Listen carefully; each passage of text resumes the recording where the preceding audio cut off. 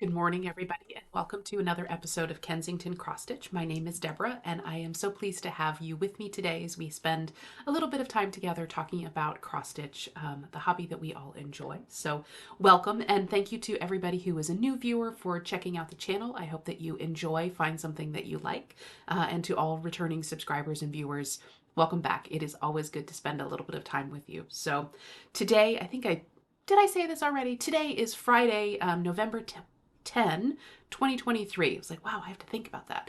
It is a day off, which is always a pleasure. And it is kind of an overcast fall day outside. Might rain a little bit later, but we'll see. But it's definitely sweater weather. It is time when you are wanting to be cozy and at home with your coffee and your stitching and all kinds of things. So it has been something I've been looking forward to, and I have all kinds of plans for the weekend that involve nothing but relaxation and enjoyment. So later today, I've got an appointment, and then I'm going to go have lunch with a friend and her family, which I'm really looking forward to. Dinner with my parents, and then tomorrow is the Connecticut Stitching Circle. Our next meetup will be at the Wallingford Panera. So it's been a really busy couple of months, and I did not get a reminder out to everybody. So just in case anybody is watching and confirming, yes, the Stitching Circle is meeting tomorrow, November 11, and our next meetup will be January 6. And that's always at the Wallingford Panera, and we start about 10 o'clock in the morning and go until mid-afternoon. Kind of people come and go, very relaxed. So if you're in the Connecticut area, we hope that you will join us. But that's pretty much my actual plans for the weekend, and everything else is just more relaxation and enjoying a little bit of time. It's been a really busy couple of months for me. I've been in and out of town a lot, all for good things, all things that I enjoyed very much. But you get to a point where you just want to be home and with your stuff and in your bed and all of those things. And the house definitely is suffering the effects of me not being away, because there's just like piles of clutter everywhere that hasn't been properly put away. So that is definitely on the cards for things that we need to take care of in the near future too. But in the meantime, we've got lots of time to sit and talk about stitching. There is a lot to chat about today. I was at Stitchin' at the farm last weekend, so I'll talk about that. There's all of the regular stitching that I have to do as well. I made a new style of project bag, which I am super pleased with, so I will talk about that. I'm also thinking about ways to track my projects moving forward, kind of a new idea that I've come up with, so we'll chat about that. And then there's some recent acquisitions and just a little bit of book talk at the end. So that's kind of the agenda for today. Skip it forward, skip back, skip out whenever you feel like it, but hopefully there'll be something in there for everybody to enjoy. So with that, I think I will just get started chatting about Stitchin' at the Farm. It was wonderful. So if you're unfamiliar, Stitchin' at the Farm is a very small, kind of mostly New England based, very casual retreat that gets together every year early in November. There's about 85 people at this point. It's been happening for 3 years. This was my second year attending, and it is just such a relaxed time. There's very little organization. Everything is taken care of through the inn at East Hill Farm, which is in Troy, New Hampshire.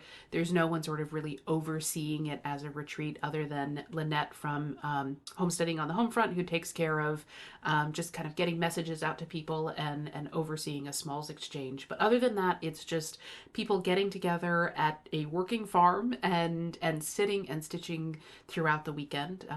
One of the things we were talking about this at my table is like, what is it that's different or special about Stitchin' at the Farm? And there's no, you basically don't have to make any decisions. You come and you sit and you stitch, and meals are taken care of. Everything is there. It is wonderful home style meals. You will eat a lot more than you ever need to, but it's wonderful. There's drinks available, there's snacks available. Lynette had sent a message. She's like, don't bring snacks. You're not going to need snacks because there will always be something to eat. But you really just, you don't have to go anywhere. Everything is very accessible and available. There's no set schedule. There's really not much happening in terms of organization. It's just stitchers getting together and stitching and enjoying, and it is just such a relaxing environment. I got a ton of stitching done and a lot of visiting. Randy from World in Stitches with it was there, kind of brought most of her shop over, so there was shopping to be done, and it was just a couple of steps downstairs. There was lots of stuff on a freebie table, which I'll show you a couple of things I got there. But it's chill, it's relaxed, and when you want to get up and stretch your legs, you can go outside and you can see the chickens, and you can get fresh eggs, and you can go see the braying donkeys, and you can go see the lambs and all kinds of things. So, well, this time of year, not lambs, but you can go see all of the animals. So it's a gorgeous place to go. Something I have begun looking forward to every year. So that is Stitching at the Farm. It is, I will say, it can be difficult to get into because it's limited space, and if you're there, you can sign up for the next year while you are there. So I've sort of, now that I've gotten in, I'm in the same room every year. You know it. You sign up for the next year and it's go. But if it is something that you're interested, I would say absolutely contact the farm. It's the Inn at East Hill Farm. Contact them. Get yourself on the waiting list. And we had a number of people kind of not able to come at the last minute this time. New people were able to join in. So it's always worth putting your name on the wait list and going from there. So if that's something of interest, maybe we'll see you at a future retreat. So, two things I wanted to talk about the farm. One is the Smalls Exchange, which was just really, there's just something amazing about that Smalls Exchange in particular. It is just the creativity and the enjoyment that people put into that one is really fun. And so I will insert a video of the Smalls that I submitted for the Smalls Exchange, show you that one, and I will do that here. Hey everybody, I'm just taking a moment to show you the small that I submitted to the Stitchin' at the Farm Smalls Exchange. So here's the piece that I gave, and this is Homestead by Bent Creek. You'll see it's just this cute little farmhouse with a little kitty cat sitting on the fence, and I finished it as a pillow, and I added just a very simple bow, and then on the back I've completed it with a couple of charms. The little chicken just really doesn't want to stay where he's supposed to go. And that is how I finished it. So this is Homestead by Bent Creek, which is part of the Snapperville series. And I will include the information about the stitching that I did in terms of fabric, hopefully in the description box below. So thanks everybody. Bye. And that was this exchange that I submitted. It was very well received, and so I was so pleased to see somebody enjoy that one. And then I can also show you the exchange that I received, which was just, it was the perfect exchange for me to receive. It was just absolutely wonderful.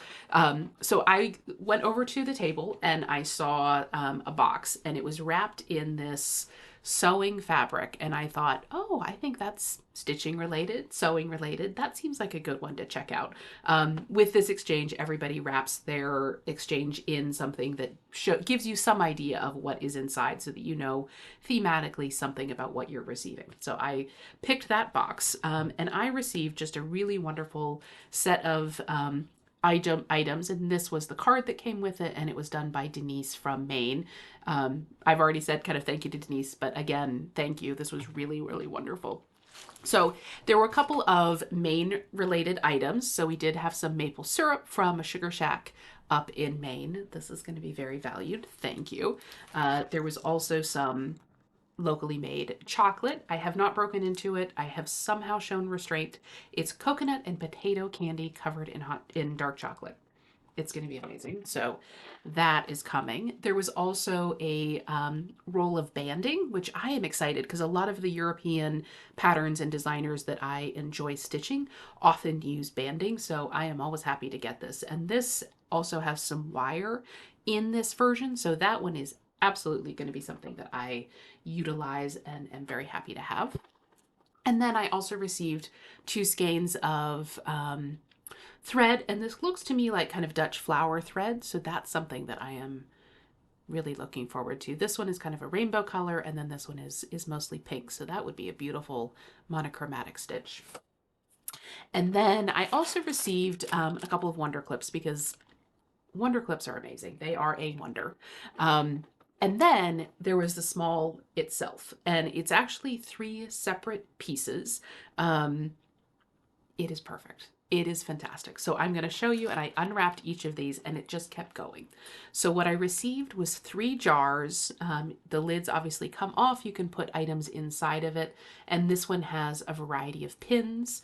And on the top is the pattern itself, which says pins in French. And it's just this little simple design. And so I received that one, and it has some items in it. There was one that also has safety pins. Again, just another quick little stitch there. Beautiful.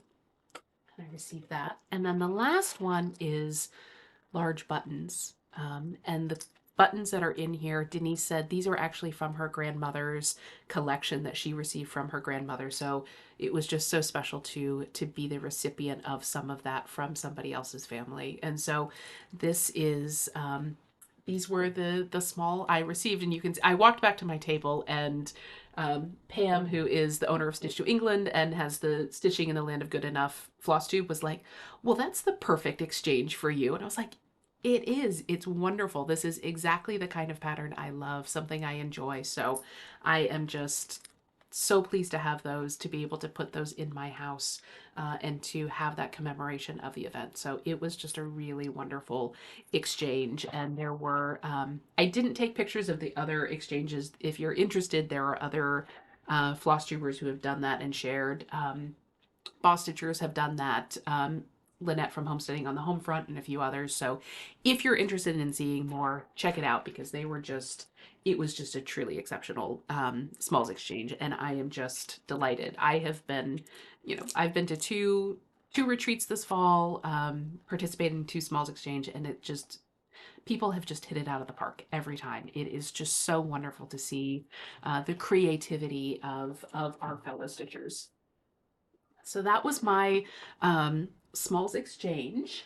And the other thing that I wanted to talk about, I did do lots of stitching while I was there, which I will show. Unlike Stitch New England, where I mostly just like talked and chatted and wandered around with people, I did do a lot of stitching. You do that at the farm. But the other thing I wanted to talk about is stitching that I didn't do at all. There was conversation about the stitching, but no stitching. So one of the things that was really wonderful was Peggy, who is a stitcher from New York, who joined our table at Stitch New England, was able to join us at the farm. She was able to get in on one of those last minute spaces. And so I was able to spend a good couple of days getting to know Peggy more and sitting and stitching with her. So, hey Peggy, always good to see you. But she had messaged me before the farm and said, I watched you, when I saw in your recent video that you had a copy of this Tree Speaks by Carriage House Samplings. And she said, I'm going to take it with me and start it as a farm start. Do you want to join me? And I was away from home and I was like, absolutely, yes, I'll do that. But the way that my schedule worked out is I was only home, basically, I got home overnight in order to pack and unpack my bag, repack my bag and leave again. And when I actually sat down, I was like, oh, you know what a start involves? Kitting, thinking about the items that you need in order to actually stitch this project. And I didn't have the DMC. It actually calls for NPI silks, which I didn't have. I didn't have the DMC, even just for the main color. I know I have it somewhere. It's in another project. And then I thought, oh, I got the Vicki Clayton silks. I'll use those instead. And then I just completely forgot in the moment to go in and pull something. So I took it with me so that I could talk with Peggy about it. But I didn't actually expect to get started on it. But one of the things that we talked about is, and I had mentioned this in the video too, like I really love the verse and the sentiment of this pattern.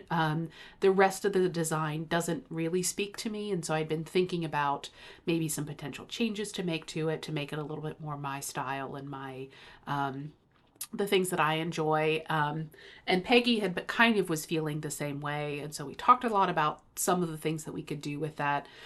In the end, she decided she started stitching it to see if seeing it on the fabric itself as she was developing it made her think, no, this is definitely what I want. So she started it and is going to decide what she wants to do from there. I spent some time thinking about it, and what I've decided to do is I actually found another pattern that I enjoy with kind of the design that I like, and then I'm going to integrate the words into that pattern. So as I like the words, I like the style of the words, it would just be a simple matter of rearranging it to fit into a new space. And so let's see if I can pull this up here. I found a pattern that I like and that this should be pretty easy to do. It's just a matter of getting a copy of it and going forward. So I have ordered a copy from Cobweb Corner. But this is the Weeping Tree Sampler. I think it's by City Stitcher. I'll try and put this down below. But I really enjoy weeping willow trees. And so I love the design of the trees, the alphabet that's there, and the other motifs that are in there. And what Peggy and I were talking about is you could simply just take the house out, put the text in that space, and if necessary, if it extends beyond the design, the way that the trees are designed, you could easily just extend the trunk of the tree, make it as long as necessary, and then add anything. So I think that is going to be the way that I go with this pattern, kind of combining the two. So this pattern is on the way, and I will kit it up. I do think I will try and use the Vicky Clayton silks for that one. I've got it's a pretty big piece. So I do have a piece of 36 count. It's kind of a mystery linen, but that may be what I use. It's a good neutral kind of sampler color, and see what happens. But there was no stitching involved in that, but there was lots of thought and planning that will go into future stitching. So we'll see how it goes. And then I'm also looking forward to seeing how Peggy is enjoying stitching it as set up. So with that, I think I'll move from generally talking about what was happening at the farm to talking about my recent stitching. I've got a lot to show you, which is great. I had a lot of concentrated time to sit and stitch, and so lots done. So the first thing I want to show you is a fully finished object. I showed you this piece last time, but I was then able to go in and fully finish it. And this piece is Wicked Awesome Stitching, and this is a piece that was designed by Helen D, East Coast crafter, and this was a freebie, and we received everything to complete this at the Stitch New England retreat, and it's to hold your little pattern marker so that you can determine where to start on your piece of linen. I know the word for this when I'm not filming, and every time I start filming, I'm like, what are these called? Anyway, you know what these are. And so it's just a little pocket that you can pull that in. I realized after I finished it, it's intended to be a fairly snug fit, and I was using apparently a scant 1/4 inch seam guide, and so it's a little loose. Like, it can slip out pretty easily, but it's still fine. And it's just this cute little pocket, very easy to make. I think it took me 15 minutes to do the entire thing. I mean, it was essentially no time at all. Cute stitch. I did switch out the fabric. It did come with a really cute blue and orange fabric, which I liked, but I had recently purchased this one and had been looking for excuses to use it, and so I was like, I'm gonna throw that on there. I thought in a very ambitious moment that I might quilt around all of those hexies, maybe in a future project, but I didn't think I needed to do it for this one. So that was my fully finished object, Wicked Awesome Stitching, from the freebie from Stitch New England. The next thing I will have to show you is 2 starts and finishes. Since we last met, you haven't even seen these, and I have finished them. I haven't fully finished them. So the first one to show you is the Philanthropic Pumpkin, and this is one that I was able to purchase from Hands On Design when it was released about 2 years ago. And this was a chart that was released by her as kind of a way to raise money for Special Olympics. It is no longer available, and she has said that she doesn't intend to release it. So I have already promised this to another stitcher to pass it on, because I know it's kind of a hot commodity and people want to have access to it. So now that once I fully finish it, I will pass this on to someone else. And it does come with the full finishing kit. So I've had this on my list for since I got it, of wanting to do it, and I had hoped to get it done this fall, and it just wasn't kind of rising to the top of my to-do list.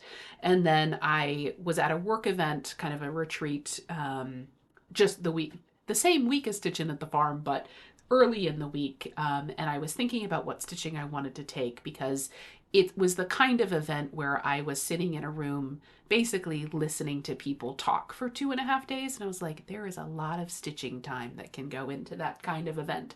But I knew I wanted to take something that was, obviously I was actively listening to what was going on. And so I wanted something that was kind of repetitive or easy. And I realized this one is, because it is essentially kind of like a biscornu. It is very repetitive. You just stitch the same thing 4 times. I realized this would be a really good one to take. And so I took it. I started it the morning of when the meeting started, and I was working on my last length of thread when we wrapped up 2.5 days later. So I was pleased that I got this entire piece done while I was there, and now I can actually fully finish it. Unlikely to have it done by this fall to put up, but definitely for next year. So hopefully you'll be seeing that again in the future. I will say, you may not be able to see this, but I had an accident as I was getting ready to start filming. I was moving a couple of things around and knocked the corner of my piece into my coffee cup. Was great. So I did rinse it, but there's still a little bit of a stain. I haven't dried it or anything, so I could keep working on that. But honestly, I think it was fine anyway. But I would say this is why I use color fast threads. Like, there was the potato soup incident 10 years ago, and now there's the coffee cup incident. But this is why I like to use color fast threads, because you never know what life is going to throw at you. Probably some of you are saying, no, the lesson here is don't have coffee or anything near your stitching. Like, that's just unrealistic in some instances. So anyway, it's fine. It will be fine. And if it hadn't been, frankly, then I would have just coffee dyed the entire thing. And maybe I'll do that anyway. But life happens. We keep on stitching, right? All right, so that was my first fully finished item. So I will be getting started on, not fully finished, that is my first finished item. I will begin working on fully finishing it, hopefully sometime soon. The other piece that I started and finished is, you could argue, is either 1 finish or 24 finishes. It's up to you. We'll see. Depending on how it, like, am I bragging? Be like, yeah, I did 24 finishes. So anyway, the piece that I finished is a little advent calendar, and this is by Rico Design, which is a German designer, and this is book 135. I bought this a number of years ago, but it may still be available. And there are quite a lot of different patterns inside this book. You'll see I have my tags on the ones that I want to stitch, but the one I have been wanting to stitch all along has been this tiny little advent calendar, and you'll see that they have finished it just as small individual buttons, and I wanted to do something like that as well, and so I decided that I was going to use scrap fabric, so the little pieces that we have left over from our other projects but you're not quite ready to let go of. I've been holding on to those for a little while, thinking once I've got enough, I can stitch this piece, and that way it will give it a little bit of a kind of a scrappy look, because it's going to be various different fabrics, but it also will be a little bit of a memento of other projects that I've worked on. Be like, as I was stitching on, I was like, I remember using this fabric for something else. So it's also just a little bit of a memento of the stitching. So I started this piece at the farm last Saturday and I finished it Sunday. It's not a lot of stitching. It is, I mean, you do 24 of them, but most of them are pretty easy stitching. So I feel very accomplished because I did all of this, but it's not that much stitching in reality. I wasn't quite done when we left the farm Sunday morning, but when I got home, I sat down and I knocked out the last couple. So I will say I did change the colors and I used the scrappy fabrics. I may not know. I, at this point, don't know what all of the fabrics were, but I decided that I wanted to go with more traditional Christmas colors. And so what I did is pulled my Vicki Clayton silks. I was in her overdyed silk of the month club for a while, These are just absolutely gorgeous silk, very economical, good price. And I use those, sub them in kind of whenever I have the opportunity. And so all I did was choose 2 reds, 2 golds, and 2 greens, a darker and a lighter of each, and use those. And I kind of just, as my whimsy took me, selected them as I went through the piece. Most of them were either just a single color or 2 colors, but I did use all 3 kind of varieties in a couple of the pieces. So this is my little stack of finishes. So I, as I said, just used various little scraps. There were a few in which I put 2 pieces on the same one because I wanted to use the fabric. But I just essentially just, as I went, selected colors that I thought would work well for it, that would go with each other. And then tried to make sure that I had essentially kind of as even a distribution of those colors and usage throughout the project. So that was 1 and 21. Got number 2, really cute one. This one was a lot of work. I just have to say in advance, so much work. I mean, that 3 took me hours. No, it didn't. This one is a fairly large weave, and so this one is stitched over 1, this one is stitched over 2, and I like that it's the same fabric but gives you a different effect. So yeah, that strip in particular really took me a lot of time. Got number 4. I like that. They're very delicate looking. I like that a lot.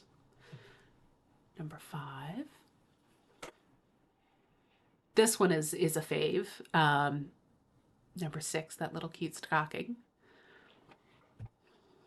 Number 7.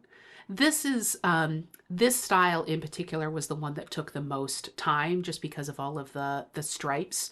And that one, I think there were 5 or 6 of those overall. And so I made one that was the greens, one that was the gold, one that was the reds, and then 2 that kind of used all 3 colors. So that was number 7. You can definitely tell that one was like a scrap. We've got 8 and 22.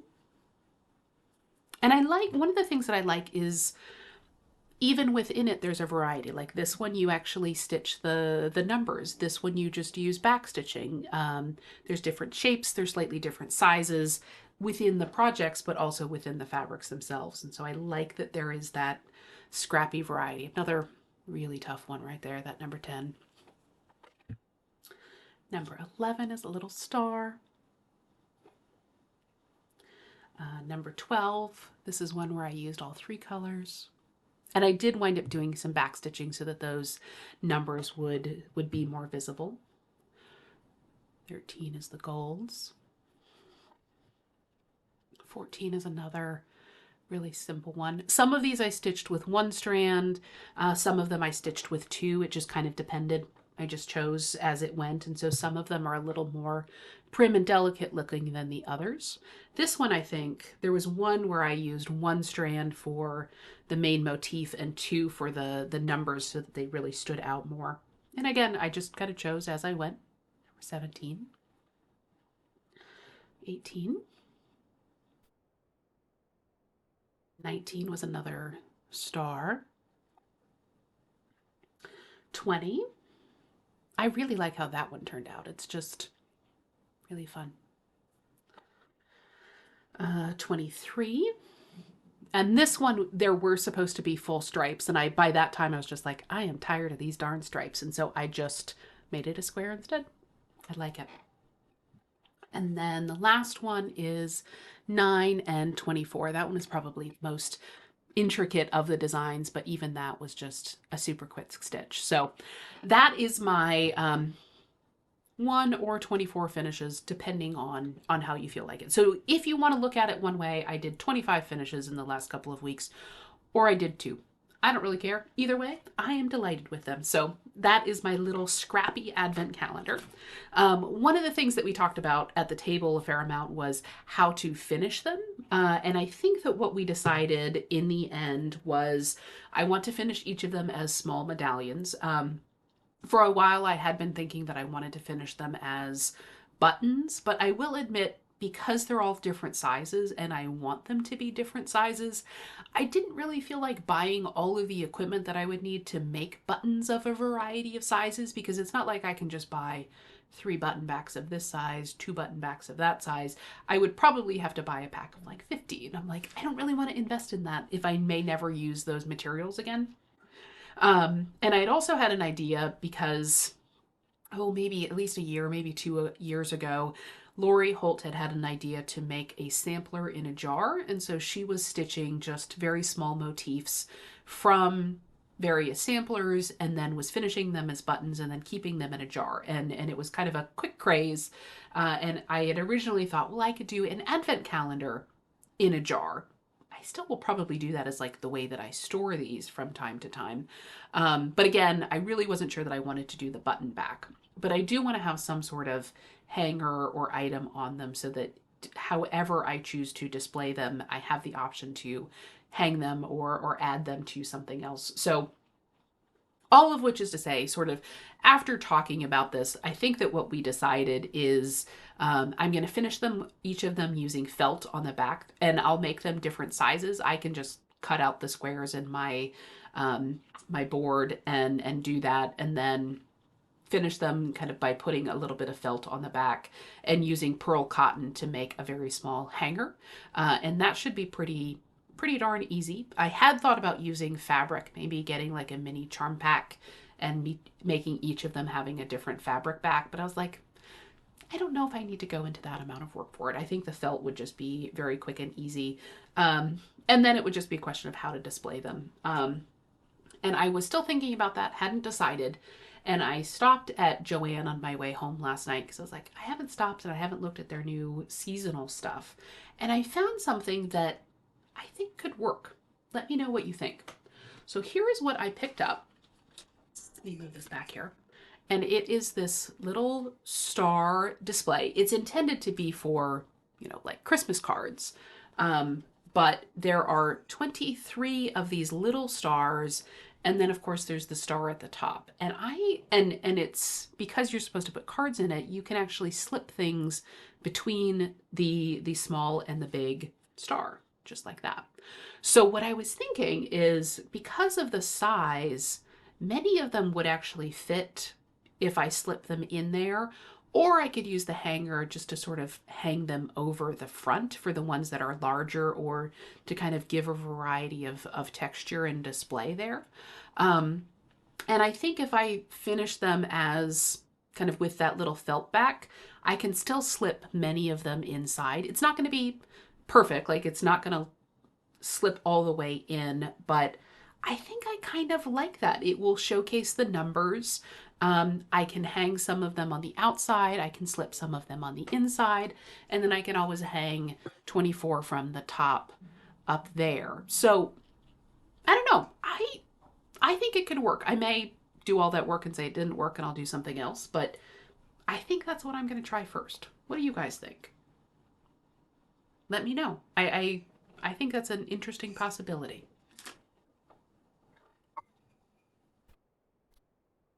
Right. So those were my 2 starts and finishes since we last met.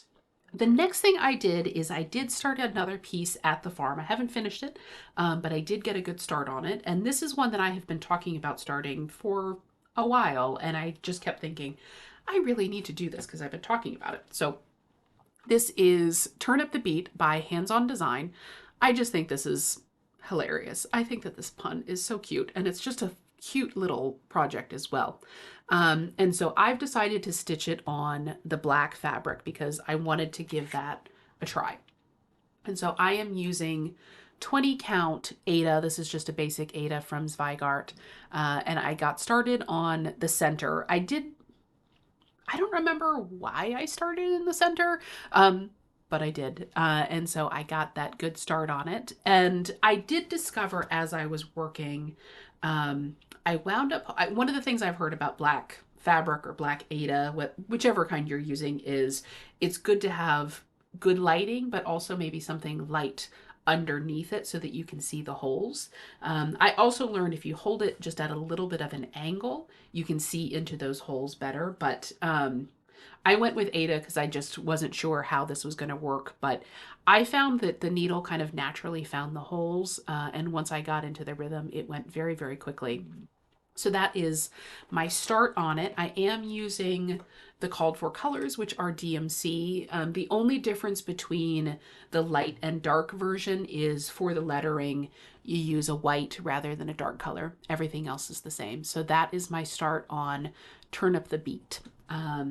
This is one I'm debating because I keep thinking, what am I going to do with this? I really like it. I think it's very funny. I like it, but I also think that my sister-in-law would like it. So I think that what I'm going to do is I'm going to stitch this, and this will be part of her Christmas present for this year. I need to decide how to fully finish it, but I think that this one is going to wind up being a gift. Of course, I can always stitch it again later. So that was my start, which I started at the farm. And I have two more pieces to show you for recent stitching, and those are my a couple of ongoing whips. One of those is, of course, my Rainbow Temperature Supernova by Climbing Goat Designs. This is a temperature chart that I have been working on all year using colors of my own design, or my own selection. And I have to say, I'm really happy about this one because I had gotten very behind because I was in and out of town so much over the last couple of months. By the time we got to the farm, I was 6 weeks behind on this, and I really don't like to get more than 2 weeks behind on it. And so I had a lot of catch up to do, and I just kind of said, this is the first thing I'm gonna work on. I'm gonna sit down, I'm gonna get caught up on it. And I was able to do 3 days, I think the first day at the farm, 2 days the next day, and then I was really only a week behind. And so I thought that was a good progress. And I've got caught up. So at this point, I am caught up on it, although we're almost through another week. But I'm really holding this up poorly this time. I would just say we are definitely out of the pink season and back into the cooler greens and blues. We've even got absolutely some blues coming back in, and we are coming to the end of this. So gorgeous project. And I am very happy to be caught up on that one. The other piece that I have been working on is Miss Spider, and this is a Nora Corbett. And this is one that I am stitching on pretty much just once a month. Stitching in the Land of Good Enough. Stitch New England sponsors a Fancy Folk Zoom once a month, and I've started participating in it. I missed 1 month after I first started, but I was back again a couple of weeks ago. And this is one that I am only stitching kind of the center image of. I think that she looks like a Victorian librarian, and I thought that was fun. So I'm just going to stitch that center section, and I'm realizing, there it is. I picked it up when I moved my bag. Here we go. Here is my progress on her. I am stitching this on 36 count Beetroot by Fox and Rabbit, which I think is just an absolutely stunning color. And because of the simplicity of this project, I think that those colors work very well. Sun is, of course, blowing things out a little bit today, but this is my progress. I have only stitched on this twice for about 2 hours at a time. The first day that I was with the Zoom, I got the head and the yoke of the dress done. And then this last time I got the arms and started down on the dress. There will be some shading with some of the grays as we progress down, but this is going really quickly. I'm stitching this 1/2 on 36 count, so it's a very delicate look. But I am really pleased. I think this is just going really well. After I showed this on a previous video, after I had started, that I had talked about how I'm going to need to adjust for the beads because I'm stitching it on a 36 count rather than a 32 count. And one viewer, I apologize, I am forgetting your name off the top of my head, but someone very kindly said, well, you could do it with like a metallic or a sparkly floss instead of doing the beads. That's apparently something some people do with these types of projects. I'm interested in that idea. I am not opposed to beading. I enjoy beading, but I kind of like that little sparkly idea. So I don't know. Weigh in. What do you think? I won't do it until I'm done with the rest of the stitching, but should I go team beads or should I go team sparkly floss? What do you think? I don't know. Let me know. So that is Miss Spider. And that is the stitching that I have gotten done since we were together last. I'm really pleased. I feel like I got a lot done, and I'm looking forward to continuing on with that. The one that I didn't show you is the Winter ABCs by Little House Needleworks, which is part of the A Year of ABCs SAL that I am sponsoring, hosting. I have not worked on that one since we last met, but that's what I'm intending to do when we go to the stitching circle tomorrow, because I would like to get my November portion pretty well going on that. I might even be able to get the whole thing. We'll see. Depends on how industrious I am versus chatty. We'll see. But that'll be the plan for what I want to do next. I'll put this over here. So as I said, that is the stitching that I have gotten done. The next thing that I want to talk about is I have made a project bag recently, and I want to talk about that because I'm really pleased with it. So this is, you may remember from back in the summer, I had started putting together some of these patchwork bags. It was a style that I wanted to try, and I'm using the interfacing method. So you put basically 2.5-inch squares on interfacing, you iron it, and then you sew the stripes from there rather than piecing them individually. I thought it went really, really well. The seams match up very well because there's a little bit of play in the interfacing. Even if they're not exactly lined up correctly, when you stitch, they come out very, very well done. I had heard from a couple people who said that they don't like the bulkiness of the seams that may come with the interfacing method. The original version of where I got the idea from, you just clip at the seam of each one, and so you wind up basically with a double layer of interfacing, whether that's laying left or right. It's a double layer, and then you kind of flip-flop them back and forth in order to help them lay better. I watched another video in which the person actually cut through the interfacing all the way. That way you're able to open the seams and lay them flat like you normally would with other types of ironing and sewing. And so I went with that. I mean, you do get a slight extra thickness, but to me, it doesn't feel like really that much more than you would get with open seams on any other project. So it really was something that I was fine with. And I thought that the sewing went really, really well. And I did choose just kind of a cute little cat artist fabric to go on the inside. I wound up using a couple of different online tutorials. I will try and link to those below that talk about this method. I kind of combined some of the techniques from each of those. So I had that using the charm squares with the interfacing. I liked this version that had some strips of fabric along the zipper. I was a little hesitant to do this initially because the zipper is exposed on the inside, but I finally decided I don't think I care. I don't think it really matters if the zipper on the inside is sealed up in some fabric. We'll see over time if that makes a difference, but I think it's fine. And I really like having that contrasting fabric. I would cut these a little bit smaller next time because it does eat up quite a lot of the charm squares on the top. But that's just an easy adjustment to make.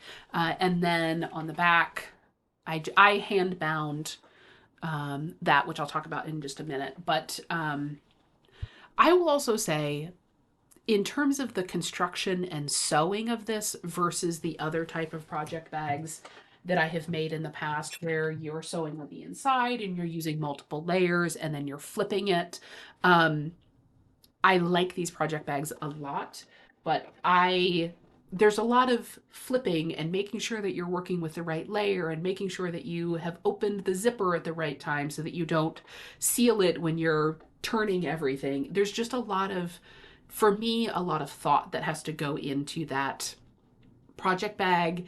And this one, there's none of that because there's no flipping, there's no turning. You are sewing. It's essentially just straight line sewing, and then all of the raw edges are here. You're easily able to just layer everything exactly as needed, and then you put the binding on and seal everything up. I really like the simplicity of that one. So I think that this may be the style that I use certainly for a while moving forward. I have a bunch more of these patchwork versions to do, so I will definitely be finishing up on those. And the only thing I initially did is I did try machine binding the second layer of the binding, and I was really unhappy with my results. And that is not to do with the instructions at all. It is my lack of skill and practice with that particular technique. And I did it, and I just was like really unhappy with it. I was like, well, I started thinking about what I could do to make it better next time. One of which is for binding, most people either use a 2.5-inch binding strip or 2.25, and I like narrower bindings, and so I went with 2.25. I was like, 2.25 is just a little bit too small for me and my skill level at this point, so I will do 2.5. But I also realized it's just like, I just don't really like the look of machine binding, even when it is done beautifully. There are people who do it beautifully. I am not at that level. And so anyway, I was thinking about it, and I, the next morning I unpicked it and I just wound up doing hand binding because I realized I actually don't mind hand binding. Some people don't like it, but for me, it's very simple. It doesn't take that much time. I think it took me 45 minutes to do this, and that was not going particularly fast. That was having to I got some knots in my thread several times that I had to undo. So that was a very leisurely 45 minutes. And for me, it's worth it because I like that there is an invisible bind around it. So moving forward, probably I could put the time into making machine binding faster and something that I'm better at. But at the end of the day, I still like the look of hand binding better. So I'll just do that instead. So anyway, new project bag. There will probably be,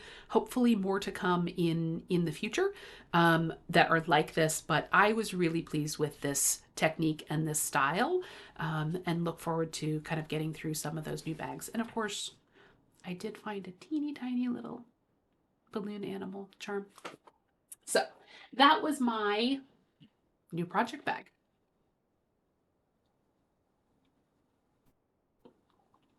So the next thing that I want to talk about is I have also been thinking about how I track my progress on my projects. I like to write down when I started it, when I finished it, my color changes, various pieces of information.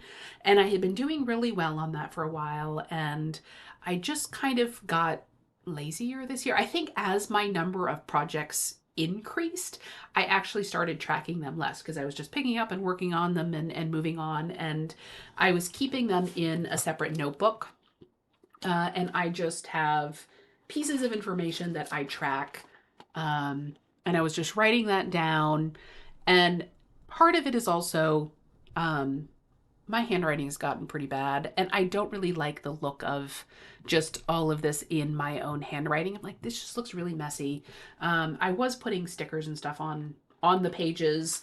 There we go. That's a better example. So I would put stickers, and it was a way to use those up, and it's fun. I really enjoy it, but my handwriting is just really messy, and I noticed that I just stopped tracking it. And for a while, I was putting little library cards in my project bags, and then I would have to transfer it into the notebook. And I was just kind of like, I just hadn't been doing it. And so there are a number of projects that I don't have that information on.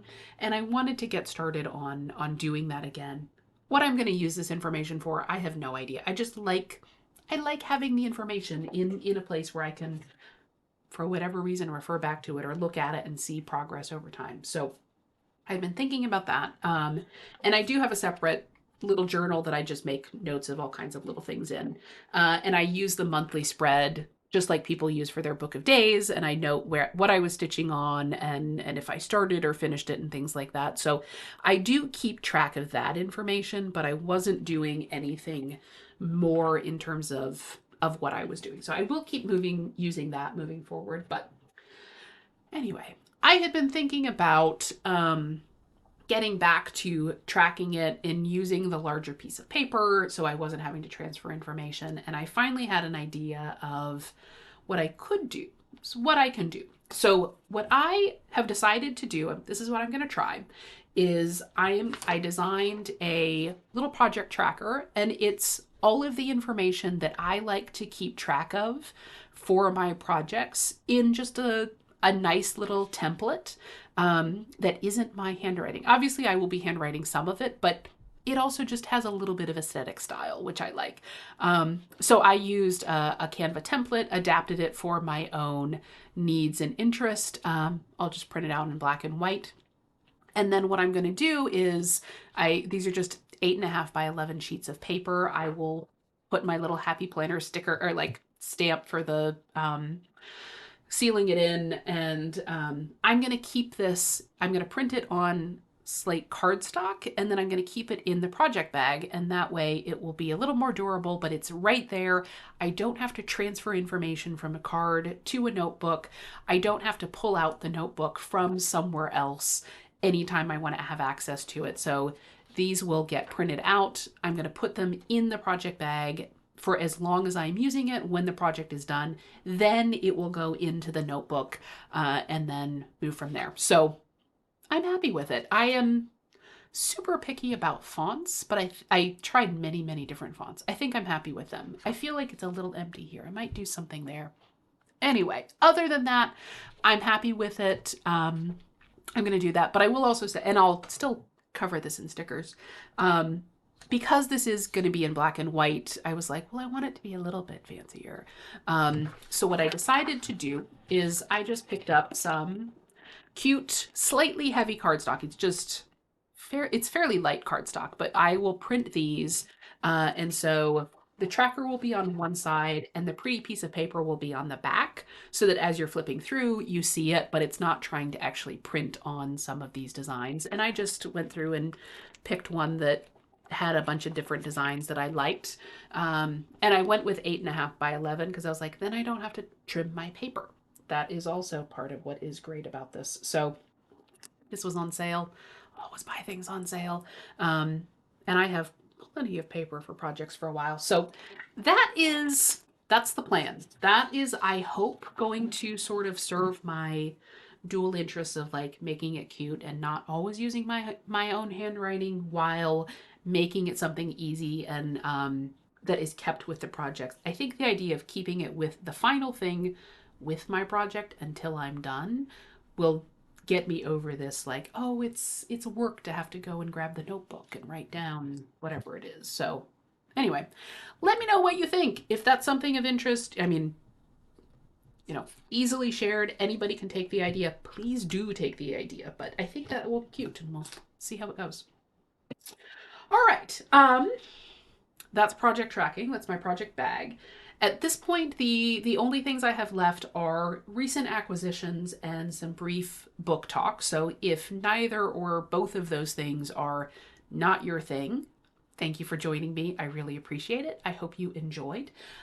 If you do enjoy some recent acquisitions and haul talk, there's a fair amount for several reasons. One is I was at a retreat. There was a freebie table. There was a shop there. It was my birthday, so I also made some justified purchases for my birthday because, like, oh, it's vaguely near my birthday. I can buy this thing that I otherwise would buy anyway. Now I'm just justifying it slightly more. There was a lot of that. So, and then a few things that I have just purchased. So we'll go through the haul, we'll do the book talk, and then we'll wrap up for today. So the first things I want to show you are two things that I got at my little work event. Someone came around and their husband makes buttons. And so we are all able to pick one. It is a button, but obviously I'll just take that out and turn it into a needle miner. And this one says, "Footnotes are great. I like them." The person I was sitting next to is also a former academic, and we both picked this one, and we're like, you can leave academia, but you can never leave academia. So also, if in the great footnote versus end note debate, there is no debate. Footnotes are way better. So that one will be a future needle miner. Another colleague gave me one of these, and this was a pin that she asked a friend to make. They're not available, but just says, ask me about my library. And she gave me two because I said, well, I said, I have the debate of should I keep it as a pin or should I turn it into a needle minder? And she's like, well, have two so I can have both. So I have one pin and one needle minder. Ask me about my library. I did sign up for a Forbidden Fiber project. They have the theme boxes that you get. And they're kind of, you know, the theme.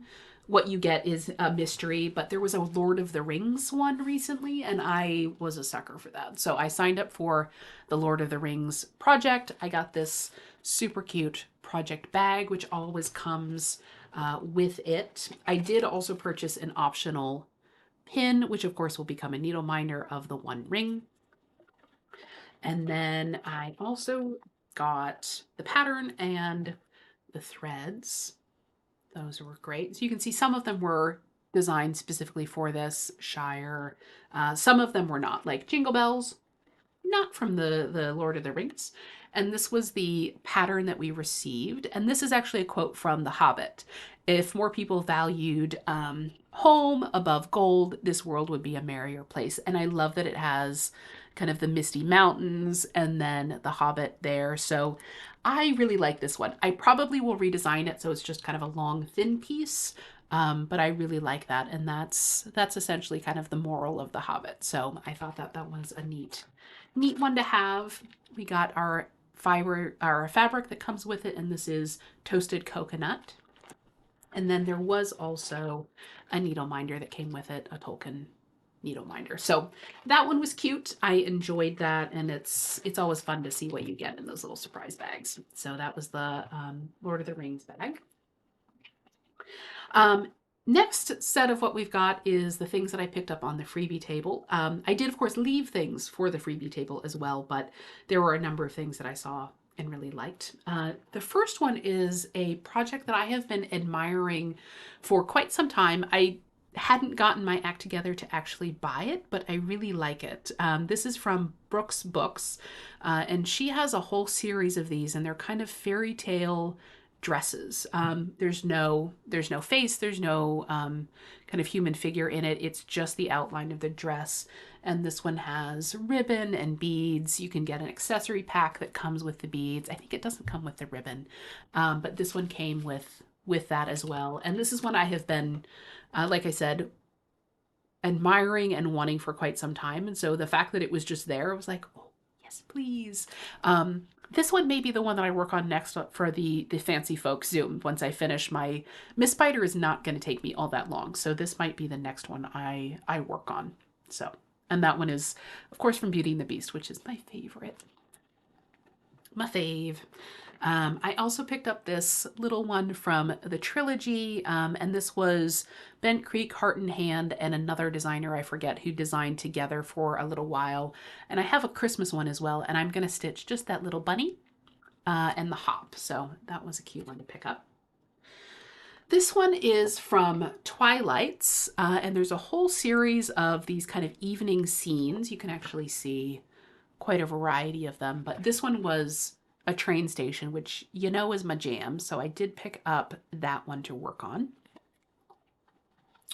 I also picked up a full coverage piece. You may remember from a recent video somebody had asked me if I would ever stitch a full coverage piece, and I was like, you know, very intimidating to me, but apparently I've discovered the right one. I think this is just absolutely gorgeous. And this is the Collector's Gallery, and it's a design based on a Tiffany glass window, of course. So it is stained glass. I think that's really lovely. I think that's exactly the kind of full coverage I might do. I might cheat, and I think if you got the right fabric, you could leave some of that undone and just use it as the fabric and do partial stitching, but I thought, apparently I found my thing. I did also pick up one other stained glass piece, and this is another one where I thought you could get, if you got a really nice hand-dyed fabric that you used as the background, you could pick whatever color scheme that you want and very much just make the fabric the focus of the stitch. So not sure what I like. I think I need to find the right fabric and then I can decide what I want to do. But I thought that one was just absolutely worth picking up. And then I picked up 2 lighthouse pieces. This one is just cute little lighthouses. And then another one, I don't know if I will actually stitch this one or not, but it was there and I can always put it on another freebie table later. So this is Lighthouses of America, and it has quite a variety of famous lighthouses from across the country in this motif. That thing is full coverage when you get into it. So definitely worth picking up and thinking about.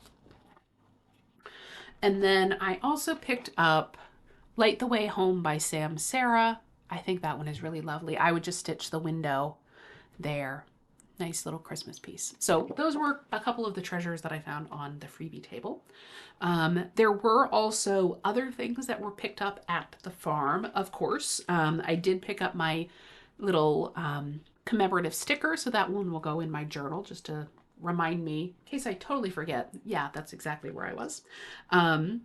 We had a stitcher who was unfortunately unable to join us at the last minute, but had already made gifts for everybody. And so she sent them along with a friend. And they are these cute little floss minders. And it is a map that has the farm on it and then a few little motifs. So I got a leaf and a donkey. There are a couple of donkeys. There are the braying donkeys, and you can hear them throughout the weekend. And so that was really sweet. I think her name was Linda. I apologize if I got her name wrong, but I thought that was a really lovely gift for everybody, and I wish she had been able to join us in person, but how kind of her to pass it on. I also received some thread drops and whatnots from a fellow Connecticut stitcher, Tammy, and she may be joining us at our stitching circle, but that was just really cute. So it's got kind of some various things on it. So thank you, Tammy. We also had somebody who dropped off a little felt needle book with the farm theme for everybody. So that was super cute. It's just a little piece of felt sewn together. And then I picked up something in the farm shop. They have a little shop where you can buy all kinds of treasures that everybody was buying. But these are actually earrings made by a girl who works there, My Darling Threads. And they're earrings, and they are little French knot sheep. Sorry, I forgot to take it out of the bag. I thought those were super cute, and I will probably turn them into project bag bling or something like that, but super cute. Look at that. Little sheep. And then the other thing that I received while I was there was actually a couple of presents. My birthday fell while we were at the farm, and so a couple people were very generous and gave me a couple of gifts. And the whole room sang happy birthday to me thanks to Mama Sue. So thank you, Sue. It was fun. But I did get a couple of little presents from Rachel, who's CT Stitcher. She and I met at the farm last year. It was our anniversary. And so she gave me this cute little, I believe this is a Teresa Koget design. So that was just really cute.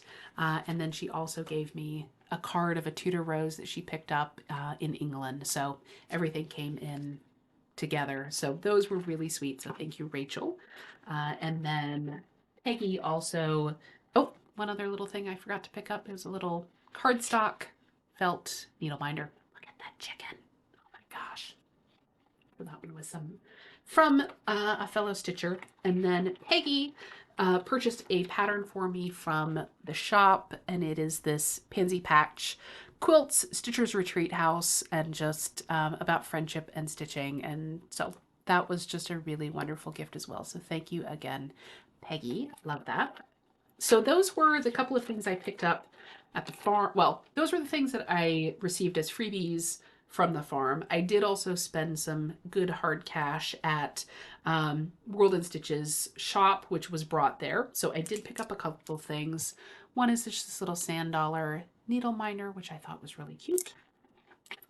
I picked up one of the new With My Needle and Thread designs, and this is Reindeer Games. And it has all of these really cute little reindeer motifs. And it comes with the 3 wooden pieces that you would finish them on, which I thought was fantastic. I love that that comes together. So picked up that one. I also picked up a Crochet A Go-Go design, and this is winter time. And there are several things, like I love the teapot, the coffee mug. There are a lot of different motifs in here that I would finish as smalls, I think. Just that little design. So I'm always like hunched over. Like, ooh. But that one I don't think I would stitch the whole thing, but it is a great one for a variety of smalls. So that one is wintertime. I did pick up a small piece of fabric, the Petty Point from Zweigart, just some blue. I have the natural color, but I wanted some blue as well.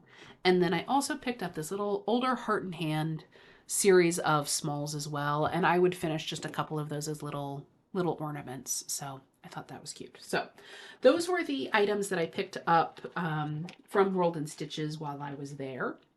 The last two things are books that I ordered from Europe.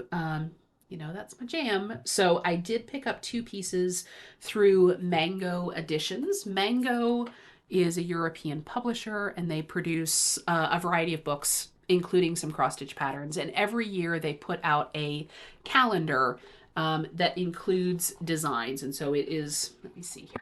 I don't want to show a pattern. But it is genuinely a calendar that you can use on a weekly basis. And then on the opposite page is a whole series of designs on a particular theme. And this year's theme is Game, Set, Match. Last year's was all about a walk in the woods, an autumn walk in the woods. And this is just chock full of really fun designs. There's 53.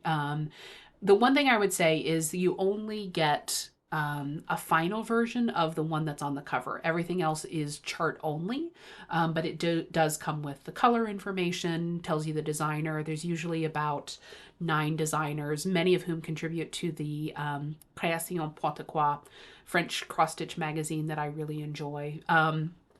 There are so many cute patterns in here. It is animals playing all kinds of little sports. There are people doing all kinds of things. I wish I could show you them because they are so cute.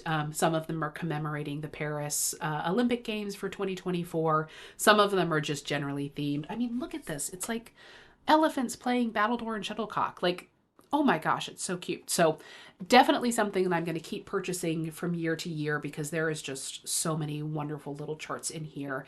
And I ordered that directly from Mango. And then since I was ordering from Mango, I also bought the latest Véronique Engranger book. And this is about being at the beach. And so there's a variety of beach themed charts on there. Again, I'll just kind of show you those back. I really love this center one. That one is gorgeous. This one with the various different seabirds being at the beach. You're like, there we go. That's a little bit better. All kinds of stuff in there. Again, you can stitch the entire thing. You can stitch just smalls out of it. Really beautiful book. Some of them are kind of more just like plants that you might find at the beach. This one I really love. So again, a lot of really great ones. And this is the latest Véronique Engranger book. This one, oftentimes you can find these on Amazon. They will still be in French, but they are often available there. But I figured I was already ordering from them for this other book. So go ahead and get that from them. So I'm looking forward to stitching from those. And Helen D, who is East Coast Crafter, she just announced her new 2024 sale, which is focusing on magazine and book charts. And it's the Book It Sal, which is reminding all of us of our childhood and going to Pizza Hut and being rewarded for reading, because we need to bring that back. There needs to be adult Book It pizza in our lives.